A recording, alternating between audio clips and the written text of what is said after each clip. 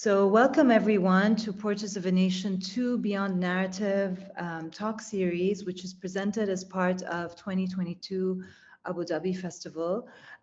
Today I am joined with artist Ebtisam Abdulaziz and Sara, Naim, and we're going to discuss issues of embodiment, language, performativity, and what it means to be a woman artist. I'm going to shortly introduce Ebtisam and Sara for those of you who are not familiar. Ebtisam is a contemporary Emirati artist who was born and raised in Sharjah and works with geometry and mathematics to address issues of belonging and identity through installations, performance art, and other media. Sara Naim is a Syrian artist who grew up between Dubai and London. She studied at the Slade School and completed her bachelor's in photography. Thank you, Ebtisam and Sara, for joining me today. I'm going to get straight into it. I would like to discuss first what led up to your work in the show that's present at Portrait of a Nation in Abu Dhabi at Manarat Saadiyat. I'll start with you, Sara. I would like to speak about the silent scream and how it was originally developed, and how it kind of reflects the way you envisioned your own body.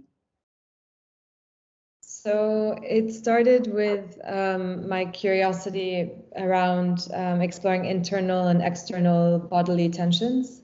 And I was really curious about how that can be defined, basically defined. And so I was using my own body purely out of convenience in the beginning, but it actually really furthered my investigations. So I was looking at screaming for as loud and as long as I possibly could with a breath in between.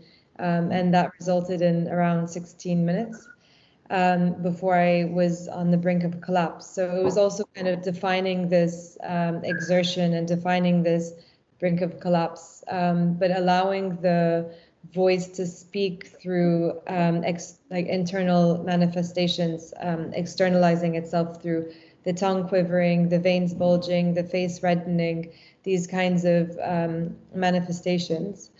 And I originally presented it with a red square adjacent to the projection, and that red square was the RGB color of my blood, to continue that tension between the internal manifesting itself externally. And that's kind of that's painted to the average size of a human head. I was really curious at the time with defining averages and using limbs and different aspects of the body, because no one is really ever that average, but it becomes this kind of unattainable but ideal figure or number. Yeah, I think it's interesting because there's this element of constraint within the silent scream, which you basically perpetuate through the silence, obviously, right? Even though there's this sense of release, but there's also an extreme constraint that I feel with that iteration of the work, is kind of, it's interesting when it's juxtaposed against this really clear and defined red square, whereas your performance is not clear, like where it's going to develop within its silence and within its dramatic kind of iteration. And speaking of iteration, I would love to then move to Ebtisam, because Ebtisam, you've been working on autobiography for quite a few years now, and the version that's on in Portrait of a Nation, or that's showing in Portrait of a Nation 2, is the one from 2007. And if I remember correctly, your work from 2005 was reduced to really a screen of numbers, whereas your work in 2007 imprints those numbers on your body. And there are, we can see here various stills of Ebtisam in various everyday encounters. Can you tell us more about what it was like, first of all, obviously the concept behind those numbers, and what it was like to go through Sharjah dressed in numbers at that time? Well, thanks first of all, Nadine, for a beautiful introduction. Autobiography, I think the idea started in 2003 2003 to 2005, when I started collecting my ATM machine, the bank statements. And one day I was like wondering, why am I collecting them? Of course, I have a degree in math. I like numbers and I like to play with numbers and things. But then the idea came actually from me seeing the society, me seeing us as human beings collecting things, whether it's clothes or money or cars or bags and stuff. So that was the first idea of the project, is these numbers, they are my autobiography, because when you look at each bank statement, you see the date, the time, the amount of money that you have in your bank, and whatever you withdraw that day. Also, you have the location of each ATM statement that you use. So it's like an autobiography for Ebtisam for 2 years. It says a lot just by using digits and numbers. So I think I like that, like the simplicity of it, where you read numbers, but yet you learn more about the artist, our life, and how we just consume. So that was the basic idea of it. And then in 2007, I always wanted to do something where I am not just in my studio or showing things in a museum or an art gallery. I want to be out in the street. I want to educate. I want to interact with my people. And so that's where the idea of me performing came from in 2007. I will have to be honest, it was shocking to Sharjah, to the society, to see this woman wearing the numbers, walking around, interacting with people, doing kind of movements, or just standing there observing, letting them see me, and being exposed to the society where you're like naked, because you're showing what you exactly have in your bank account. And that is a big thing. Besides, like I would say, as female Arab Muslim women in the Middle East, it was a big thing to be in the street, to talk to strangers, to allow them to see you. And then you have this interaction, whether you're educating them or showing them what is art and what is it like to be in the art piece, and your body become the art piece. So basically, this is what happened with the autobiography in 2007. Yeah, and it's interesting. There is this sense of the male receptivity or reception to your body in many of the vignettes that you show during the film, which we can see here in the stills. And I really love what you talked about in terms of the exposure of everything you've done commercially. There's this element of transparency, but also obscurity, because you're using those numbers to actually cover your body, which kind of leads me to the next idea that kind of connects your works, which are very different. But this idea of performing the body in a way that moves beyond maleness and femaleness, I found really quite striking in both your works. It wasn't I mean, obviously you both carry female bodies, but it wasn't necessarily about the femaleness of the body. And I would,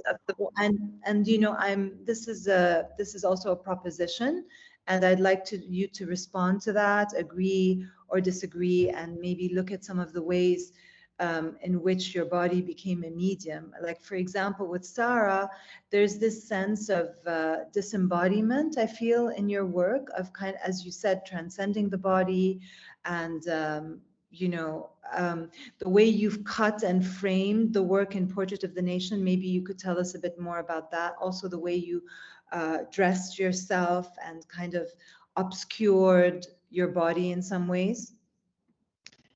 Sure. Yeah. So for I, you, someone, etc. I actually custom made my dress, so it kind of would be as vague as possible, at least for my body not to really be a subject within the film. And I really wanted to highlight the limbs and for the gesture to fully be spoken through the movement of the hands. And I didn't really want me to be the subject.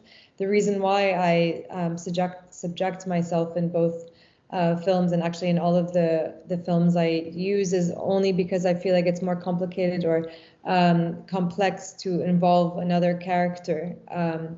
You know, the reasons why you're using someone and the relationship between you and that person, I think is more questionable than just using yourself.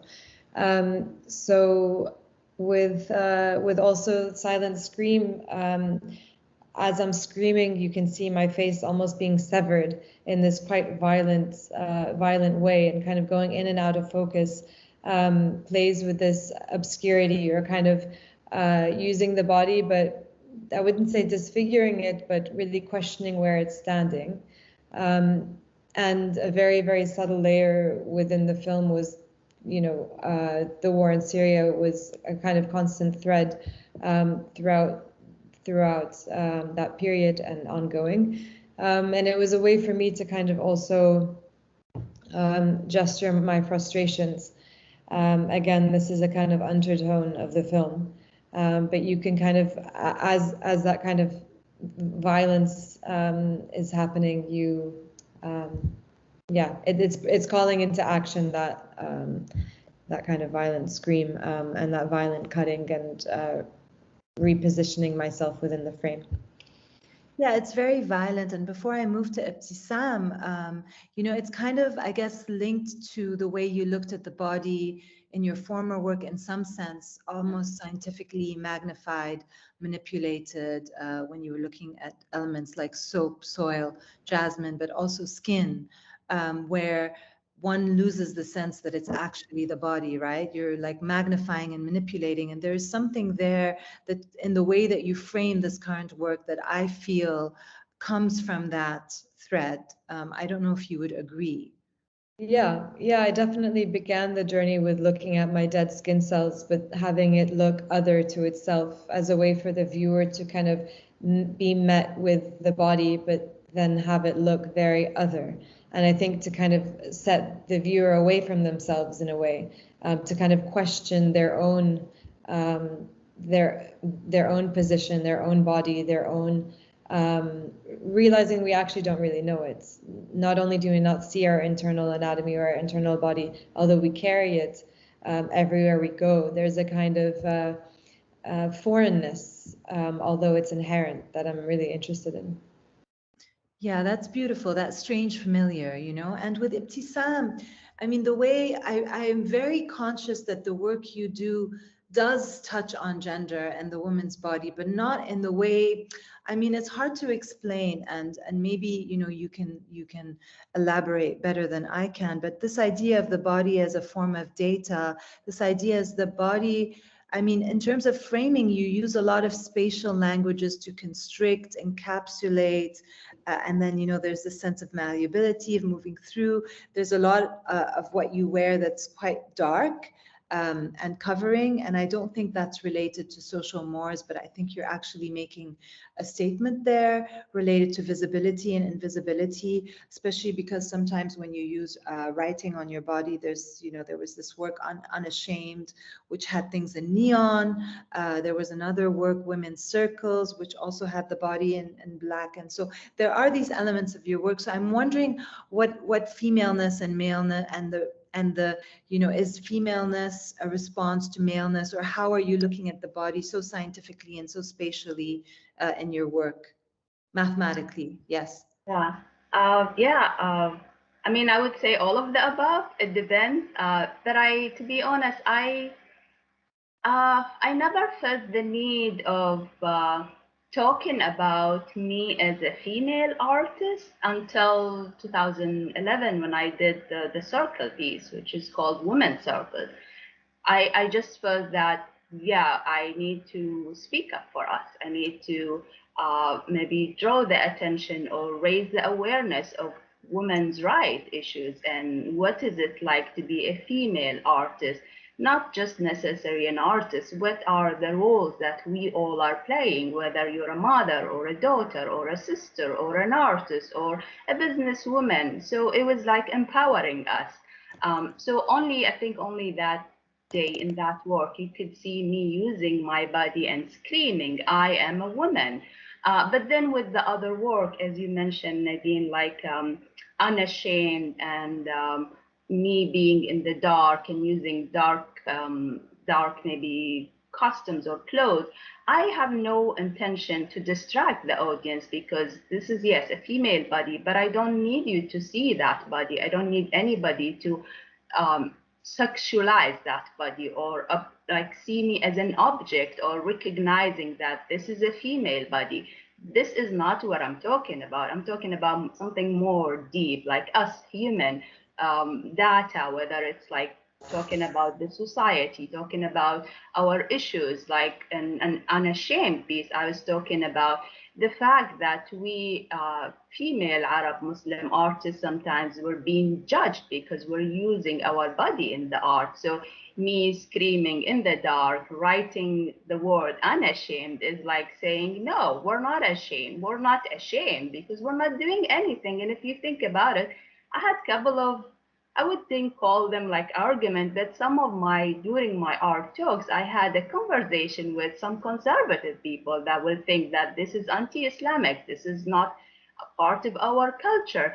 But at the end of the day, I am fully covered. I'm not naked. I'm not doing anything wrong. So at some point, you will have to talk about all of these issues because that's who we are. We are Arab. We're Muslim. I'm proud of what I am. But at the same time, I am an artist and I have to be true to myself. I have to say it as it is. So yeah, Unashamed is an example of me using the body, but also covering the body, because even in an autobiography, I wasn't even showing my face because my face might be distracting. Yeah, and you know, there's also something interesting, an interesting dialectic that plays out in your work between, you know, for example, in Structures, that which you did in 2015, there's this really like, you know, defined choreography, right? And then in Blue, which you did a bit earlier, Blue Freedom in 2013, you're within this blue bubble that you're painting. Whereas when we look at autobiography, it's really an improvised kind of thing. So even if you know, are in a coffee shop, if you're lying on the side of the street, if you're walking, it's really, it feels like the everyday. And so, you know, you kind of play with these different languages in your work, from, you know, quite structured, choreographed, you know, let's say a data set, to something that's a lot more about unanticipated encounters, which is what performance really is about. And, you know, language also makes me think that both of you have quite different approaches to the ways in which you embed language in your work. Whereas Ebtisam, I feel there's a literary element. You write, you've mentioned that part of your process is to write through the work. You write on your body as well. I feel like, at least what I've seen from Sara, is a lot more abstract, a lot more gestural, except for perhaps كل شيء عم يتكسر لازم نبلش من جديد. And maybe you could tell us a little bit about that work, because I know that's the third component of those series, right? Of I Use Someone and Silent Scream, correct? Yeah. So that was me repeating that phrase, كل شيء مكسر لازم نبلش من جديد, which means everything is broken, we must begin again, or we must begin anew. And it was actually a phrase that was being reiterated throughout the Syrian civil war, and in marches and in protests. And you expect that the way that repetition operates, that the more something is said, the more familiar it becomes. But actually, the antithesis starts to happen, which is through that familiarization, it becomes somehow more and more abstract, or at least the meaning diminishes over time. This kind of complacency builds. And that's why actually the video is projected in this kind of domesticated TV screen, as if the viewer is looking at you know, the news or you know, media outlets constantly repeating the same thing, and you as a viewer become a complacent participant in this exchange. So as I was saying it over and over, which I tried to mimic the exact same time as the Silent Scream video, which is around 16 minutes, I start to lose the repetition, and it starts to kind of be said in a way that I no longer am saying it correctly. So yeah, that repetition kind of operated in a reverse way where it's becoming more and more abstract. Yeah, thank you. Also, if I can say with the I, you, someone, person video, I'm also trying to define words that can't actually be defined without using its own word in the definition, and those are called semantic primes. So with a string of words that can't be defined, I'm defining them through gesture, each word embodying one form or one gesture, just to kind of contextualize that. And do you ever mention what the words are? No.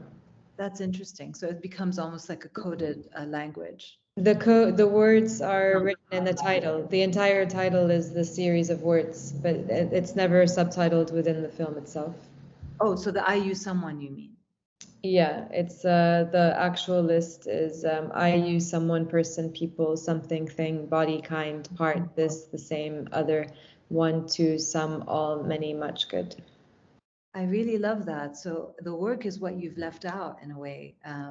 Whereas I think with Ebtisam, I noticed you write a lot about your work. You write yourself your own texts, and your work, some of your performative work is writing, is the act of writing, which makes me kind of think about a little bit more, or want to discuss with you ladies a bit more about this idea of visibility and invisibility when it comes to language, but also when it comes to the body.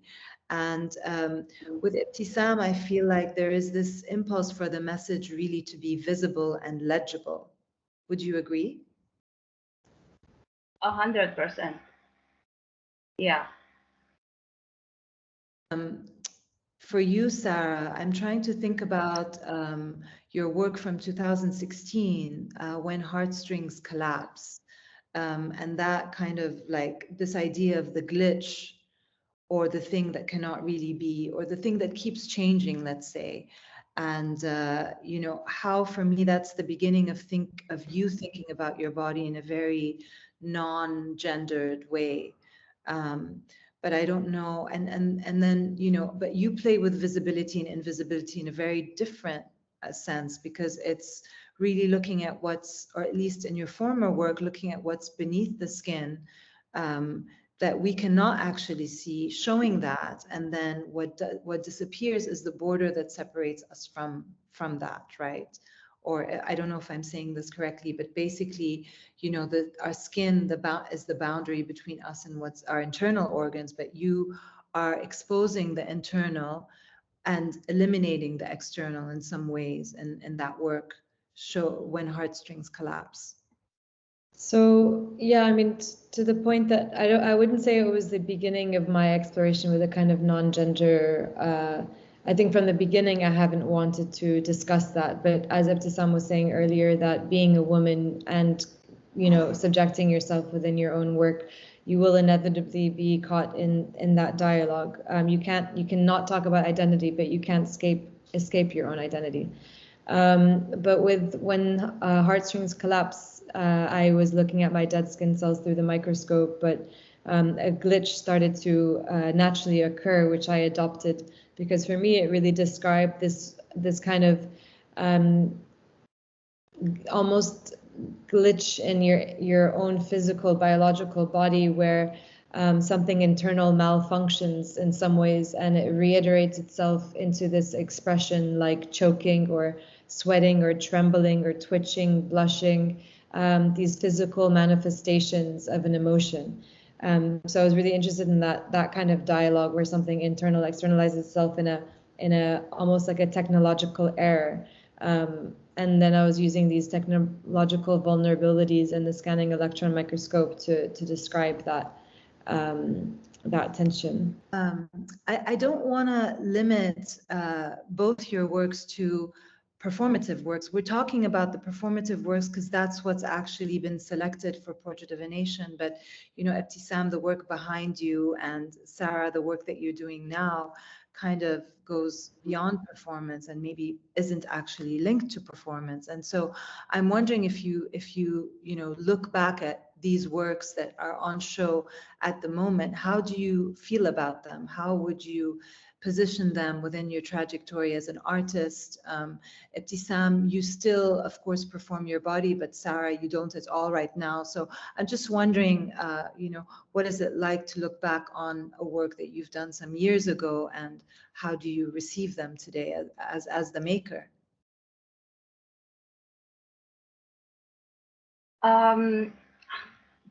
I don't know, like sometimes when I think about my old work, it makes me smile to think how brave I was in 2007 to just go out and decide to do this without even having a permission and be stopped by the police and questioning and blah, blah, blah. It's an amazing thing to know that, okay, I was brave, I was, maybe naive, didn't think about things. But it's also part of our journey as an artist. We grow, we learn things, and I will never change anything that I did in the past. But it's also a great experience to remember what was it like to shock the city, to do this, to have the conversation, to talk to the kids, to talk to the men that they just left the mosque after they were praying, and they were like, what is this? So it's an amazing thing to look back, and I learned a lot. The performance work, I'm still doing performance. I change a bit. I am here in DC. I experience so many things that I think it says a lot about me as an artist. I don't do art because I decide to do art. It's my language. So if I see something that's happening in DC, you will definitely see it in my art. So the more I make art, the more I realize that I'm all about being in the present, being in the moment, and document my time. And I think it's part of my job as an artist is to educate my people, also to talk about my time, because we will be gone one day and people will remember that we had this experience. This is what was happening, and this is what was important to us as an artist. I don't know if Sara will agree with that, but like back about writing and stuff, it's amazing. I think when I perform, when I become the art piece, I always go back to my art statement, because you might write something about your piece, and then when you perform, you realize that, oh my God, I learned a lot about being in the art piece in that moment and the interaction that you had. And sometimes things get wrong, like you plan things. I normally don't rehearse, it's just like a very spontaneous thing. And that's what amazing about it is you go home, you write, you add more to your statement because you learn something. And that's how I use the writing, besides writing on my body, definitely. But then I always go back to my roots. I had degree in science and math, and you see the painting in the background. It's my meditation to do all of these crazy geometric complicated things that will sometimes mess with your brain when you're trying to read the painting. So it's part of who I am. It's part of, I think, me being playful. I like to do the optical illusion art, and sometime I would love for all of these paintings to become huge installation, 3-dimension. So yeah, it's an amazing journey.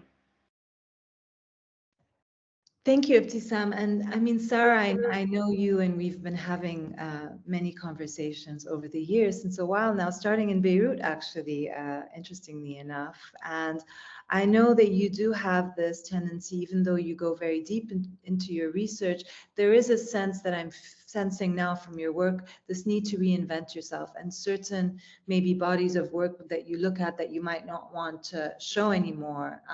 So I know that, you're kind of at a crossroads perhaps in your practice. And so I'm wondering how you feel about your work, but also how are you looking at the body today? Because starting with cadavers and starting with your own skin cells and the microscopic elements of the body, how are you looking at the body today, and how do you look at the ways in which you have performed your body in the past? So I would say that initially I was never even interested in the body itself. It was more about describing boundary and the illusion of boundary.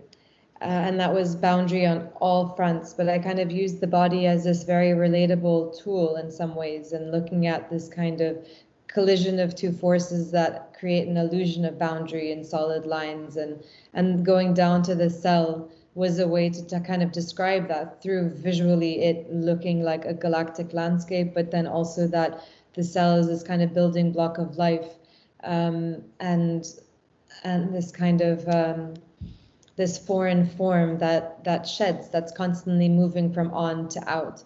And I think that now I would say I have moved away from the physical body, although I have used the microscope as late as 2019, and I intend to continue to.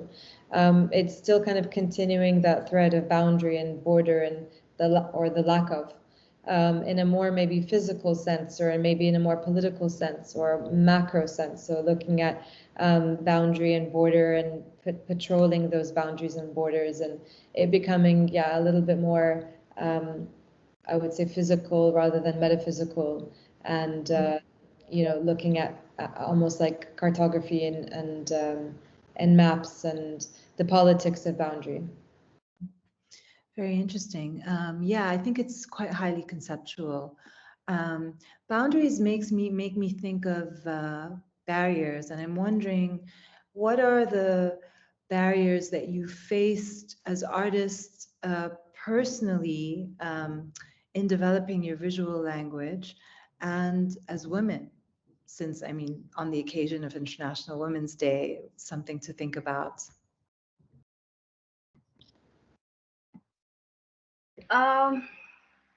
That's a good question. I think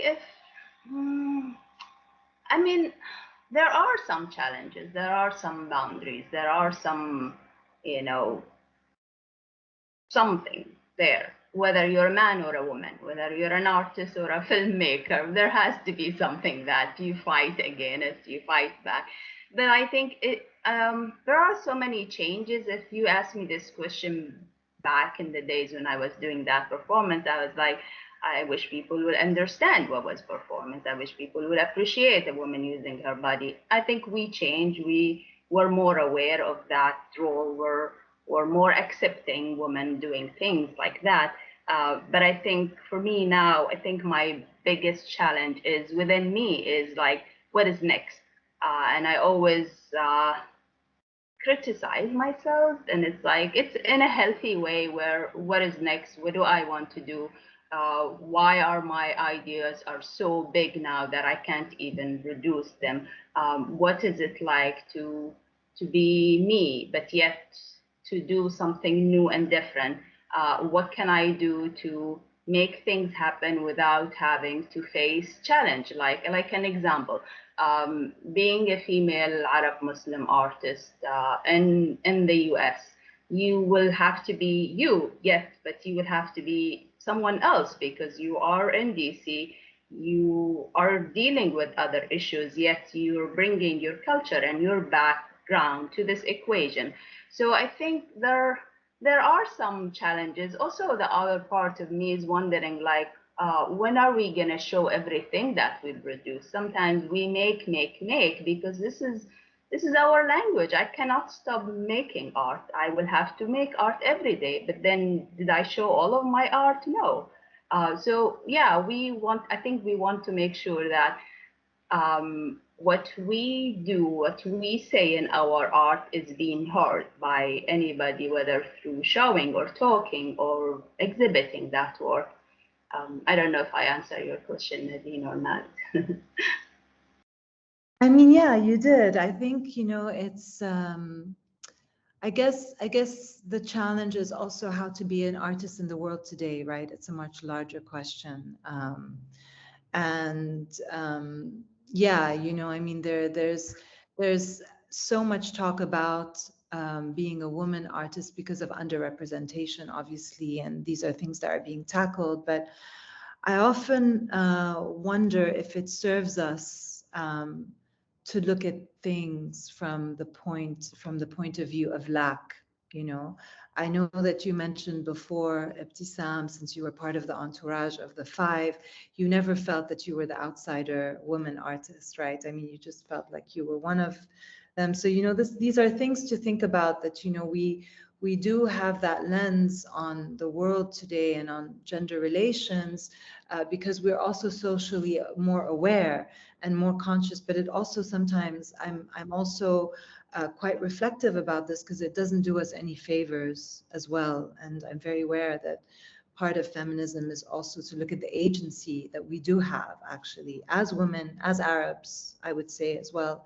Don't know if you agree. And now I don't know if I answered you, but those are my thoughts. And I'd love to give also Sara some space to also respond to that as well. Yeah, I mean, in some respect, I'm not sure if it's from the angle of being a woman or being an Arab woman or just being an artist. I feel like it perhaps is the latter. Just a kind of, I imagine, something that we're all facing as artists amongst many other artists, is kind of lack of opportunity to some extent, where you're creating and you're making and you really believe in what you're saying, but then you don't necessarily, you have to kind of couple it with exercising the admin side or the outreach side, or this kind of part that I really don't want to deal with.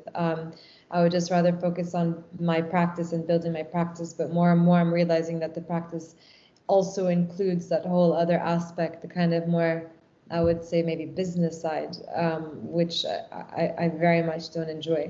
But then also now I'm about to become a mother in the summer, and that is bringing all of this kind of more, you know, the female role, and how my career, I think I'm starting to shift my perspective on it, where initially I was very worried that my practice would become compromised just because of lack of time and like the responsibilities, and I can't do two things at once, and what is this massive project? I see it as a project, and of course more than that, but you know, you're embarking on this path that where then does your practice fall?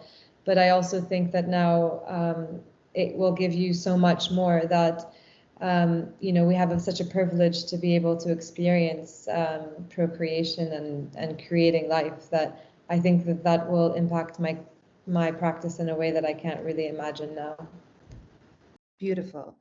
Well, thank you, ladies, so much for joining me today. I really enjoyed talking to you both and learning about the performative elements of your practice, and especially seeing the ways in which your works were reinstalled for this show. Yeah, it's been a journey, and thank you for spending the last hour with me. Thank you, Nadine. Thank you. Thank you, Nadine. Thank you, Sara. Thank you. Take care.